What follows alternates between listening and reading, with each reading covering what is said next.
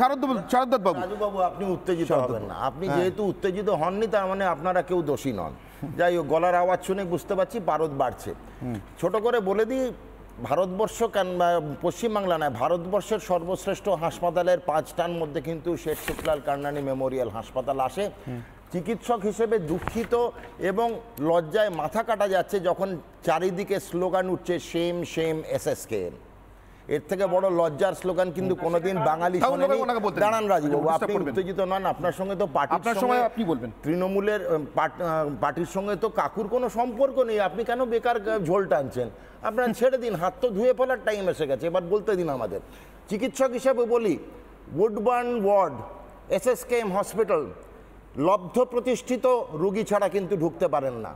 লব্ধ প্রতিষ্ঠিত রুগীর মধ্যে কিন্তু তালিকাভুক্ত এখন দাগি আসামিরা, যারা এসএসকেএমে ঢোকে আশ্রয়ের জন্য। কিসের আশ্রয়? পুলিশের ছাতার তলায়, পশ্চিমবঙ্গ রাজ্য পুলিশের ছাতার আশ্রয়। এবং উডবার্ন ওয়ার্ডে দাঁড়ান রাজু, অনেক বলেছেন দাগি আসামি যারা, একের পর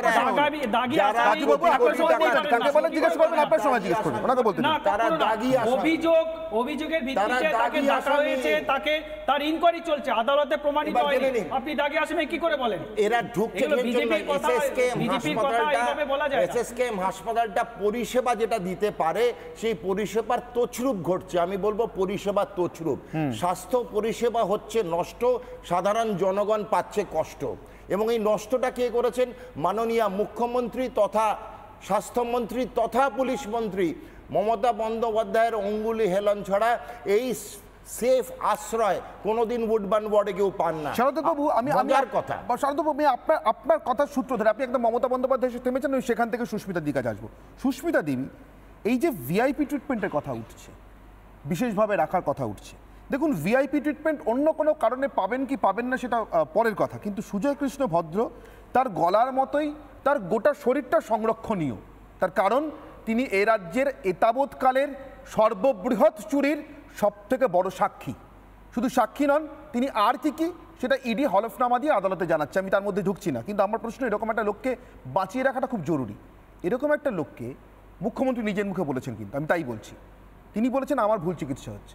মুখ্যমন্ত্রীর পায়ের চিকিৎসা যে হাসপাতাল ঠিক করে করতে পারেনি, সেই হাসপাতালে মনের, হৃদয়ের সব কিছুর চিকিৎসা, হৃদযন্ত্রের সব কিছুর চিকিৎসা চলছে সুজয় কৃষ্ণ ভদ্র, এবং তিনি আনফিট। তিনি ইএসআইতে গিয়ে গতকাল প্রমাণিত হলো তিনি ফিট।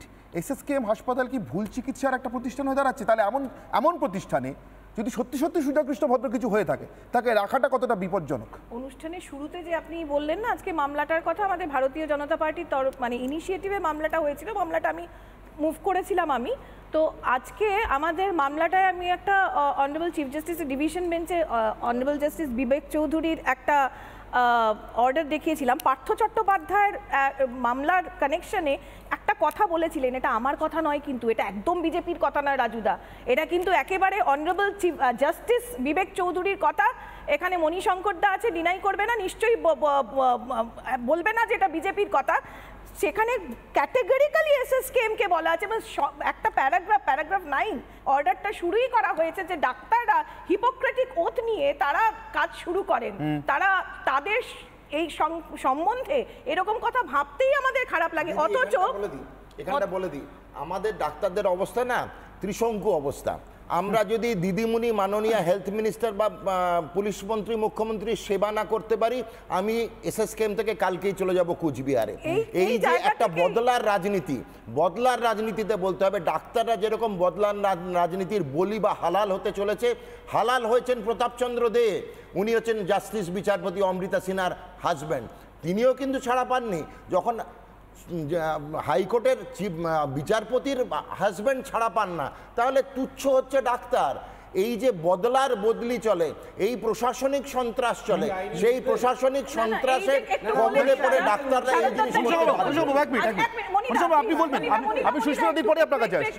সুস্মিতা দি পরে আসি। সুস্মিতা দি কমপ্লিট করো। পার্থ চট্টোপাধ্যায়ের মামলার অর্ডারে কিন্তু জাস্টিস বিবেক চৌধুরী বলে দিয়েছেন এসএসকেএম হসপিটাল এটা একটা সেফ শেল্টার হয়ে যাচ্ছে।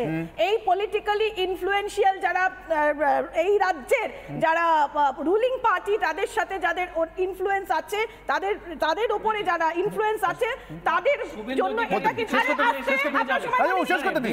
শেল্টার হয়ে গেছে। আজকে কি জন্য বলবো না এসএসকেএম এর ট্রিটমেন্টের কেন ডাউন করব না? আমার চিকিৎসা দরকার, এটা উডবন ওয়ার্ড ব্যবস্থা করে দিয়েছে। ভিআইপি মানুষ হলে কথা বলবেন না মুখ তুলে। তারপরে কি ডিটিডি অডিট করেছে, হেলথ কন্ডিশন ডিটিডি অডিট করেছে। যদি ভিআইপি দাঁড়ান, রাজীববাবু এক মিনিট দাঁড়ান। পশ্চিমবঙ্গের দুটো রোগ, আমি এক মিনিট 2019 আমি মণিশঙ্কর বাবুর কাছে আসবো। মণিশঙ্কর বাবু আপনার কাছে আসছি।